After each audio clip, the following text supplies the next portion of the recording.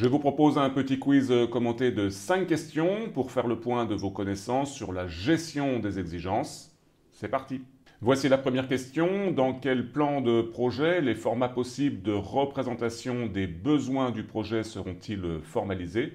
Est-ce que ce sera des cas d'utilisation, des user stories, du texte ou toute autre chose? Vous avez 4 propositions.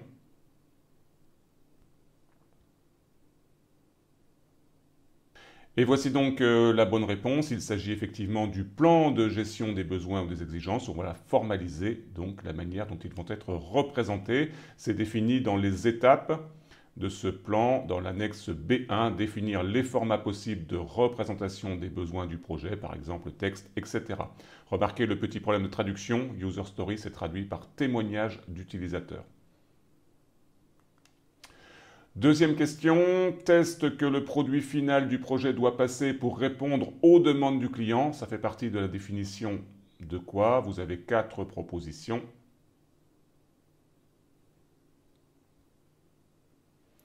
Alors effectivement, c'est trivial ici puisqu'on parle de la gestion des exigences, donc c'est bien la définition d'un besoin ou d'une exigence. Voici la justification qui se trouve dans le glossaire avec cette définition. Donc l'exigence est un test que le produit final du projet doit passer pour répondre aux demandes du client.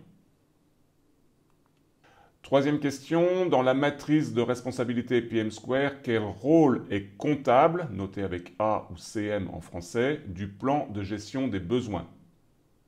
Donc qui est comptable de la gestion des besoins?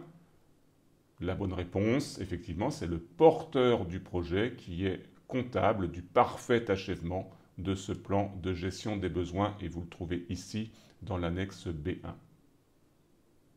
Quatrième question, dans quel document le cycle de vie des exigences est-il formalisé? Eh bien, ce cycle de vie est bien sûr formalisé dans le plan de gestion des exigences, ce n'est pas le registre. Et vous avez ici donc le plan avec la table des matières. Quel état, c'est-à-dire étape du cycle de vie d'une exigence, n'est pas décrit dans le modèle de document? On parle de l'artefact plan de gestion des exigences de PM Square. Alors, cette question est un peu plus difficile. Vous avez 4 états qui sont proposés. Alors il y a un petit peu de bon sens. Et quel état n'est pas décrit? Donc effectivement, c'est l'état sans objet. Et je me sers juste de cette question pour vous montrer voilà, le cycle de vie des exigences qui est décrit dans le plan de gestion des exigences avec les états spécifiés, proposés, approuvés, incorporés, mis en œuvre, validés.